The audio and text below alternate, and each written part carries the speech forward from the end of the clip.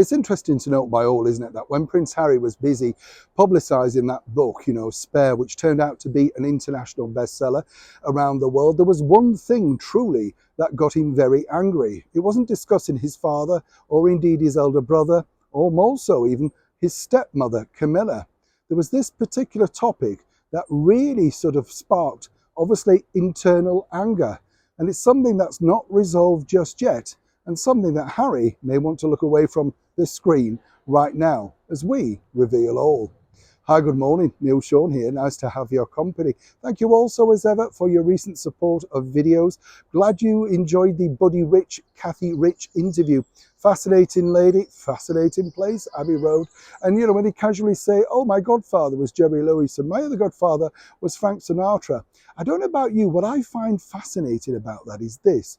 There's this lady just going back out onto the street, and there she, has this wonderful association with all of these brilliant icons that we all look up to, admire, and enjoyed their entertainment, their music for years. But she could count them as friends. Do you ever think the same like that? It's just a strange thing, isn't it? They walk amongst us and you don't truly know who they are, and how lucky they've been in their life. She was a delightful lady, Kathy. If you get the chance, just go and have a look at it. As I say, wonderful interview, great stories about old Hollywood and how she's keeping the flame alive for her father, Buddy Rich. Back as ever, though, to your breaking roll story of the day.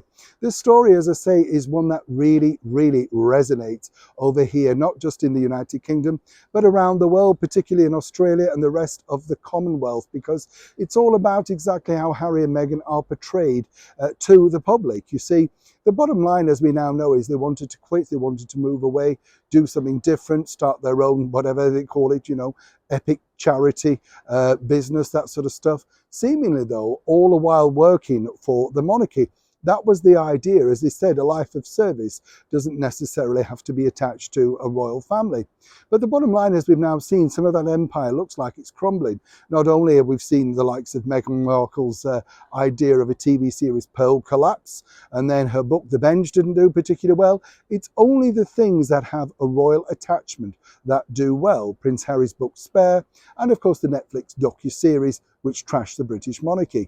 But now, according to a very good source, it does look like King Charles III has not quite wiped away the idea about the title's removal. As we told you recently, it had been discussed previously at the very highest order about really what to do regarding the titles. And rightly so. As I said, it's so divisive over here because, when they're introduced at, say, award ceremonies and things like that, they're introduced as the Duke and Duchess of Sussex. It has some cachet.